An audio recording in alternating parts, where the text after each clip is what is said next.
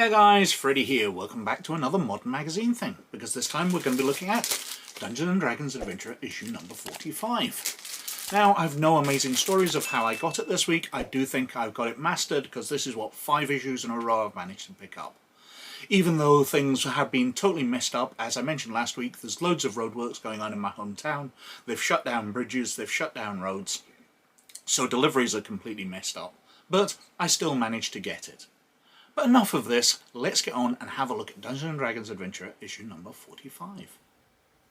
So, this is Dungeons & Dragons Adventure issue number 45. And, removing the bag as usual, chucking it to the side, we can see there's no dice with it, there's no tokens with it.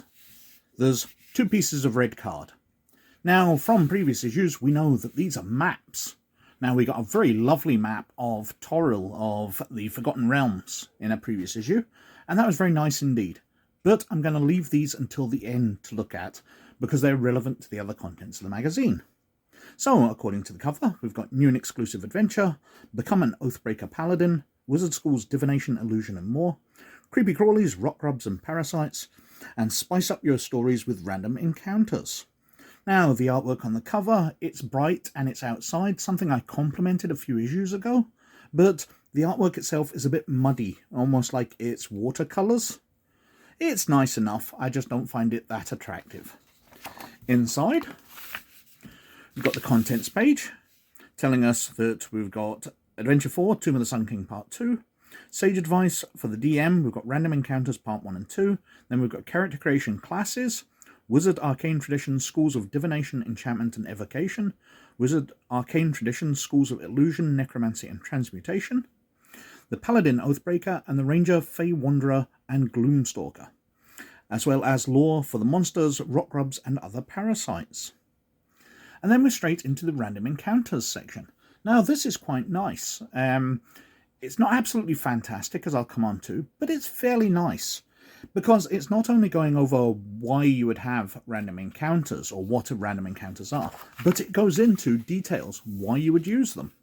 You know, to add depth, to show that there's more going on in the world than just the one adventure. There's other stories happening. To create urgency. You know, players won't dawdle around if they know that dawdling around will lead to them getting random encounters and they'll be getting attacked. To establish atmosphere, creating the theme of the world. To drain character resources, you know, make them take damage and use up their spell slots. To provide assistance, to add interest, to reinforce campaign themes. All very nice stuff. There's also memorable encounters section here, detailing how you would make it rather than just a bunch of monsters attack. You know, you would create an interesting setting. So if they're getting attacked by spiders, it says, then they might be travelling through trees and they would find the trees webbed up before they encounter this nest of spiders. And we've got a box out section, making encounters count. Now, some random encounters really advance the main story. How monsters appear when the players are losing focus. Pay attention, your lives are on the line. So it's giving you ideas on why random encounters aren't just something you throw in because the rules are there. Why they can add to your adventure. As I said, pretty nice. Part 2. Well, this is about sort of random tables, so roll your destiny. You know, once you've established a location, determine what sort of creatures might be found. So you are creating your own tables. You don't have to use ones. But we've got a table here for random encounter table dungeons. Now, while it's talking a Games Master through creating things custom to their adventure, to their areas, you know, random encounters which might be held, might happen near to a town or city they've got in their campaign. You know, guards of a particular lord and things might be part of the random encounters, fleshing out the world very nicely. I feel this is a bit bland. It would be nicer if it had gone into more detail. But it's not bad. Then we're on to the character creation stuff. So we've got Schools of Divination, Enchantment and Evocation. We go through them very briefly. We've got a couple of paragraphs on enchantment, but not much on the other 2. And the Arcane Traditions. Oh, we've got School of Illusion, Necromancy, Transmutation. Talking about savants of those, top tips in there. Again, it's all right, but this is for players. That's not where this magazine has value to me. Players can always find things to flesh out their characters. Again, we've got Paladin Oathbreakers. It goes into a lot more detail on this one. So oath benefits, role-playing an Oathbreaker Paladin, atonement for them, which I think is fairly nice. Although I would have liked some more stuff fleshing out why playing an Oathbreaker Paladin might not necessarily be evil, because it mentions you must first shed his or her evil alignment. Well, you might have broken your oath for other reasons. A disagreement with your god and breaking your oath might not lead you to being evil. You might just be seeking a different path to goodness. And I would have liked to have seen some of that, because that would make some interesting role-playing. But maybe that's far too advanced for a simple magazine. And then we've got Ranger Feywanderer and Gloomstalker, detailing the Feywanderer archetype and the Gloomstalker archetype. We're on to some monsters, and I find this really odd, as we'll come on to in the adventure in a second. Rock grubs and other parasites. So we go through different things: Mindflayer tadpoles, Spawn of Caius, Starspawn lava mages. Different types of parasites and things you can have in it. And finally, we come on to the encounter, the Tomb of the Sun King Part 2. So they got past the dragon in the last issue, and they are continuing into the tomb. We've got a partial map here, and we've got different keyed locations. So there's Deadfall Trap, Pedestal Trap, the King's Tomb, the Shrine to the Allfather, Shrine to the Varied Mother, a Dwarven Elevator, and then we've got the Ghost of King Argosh.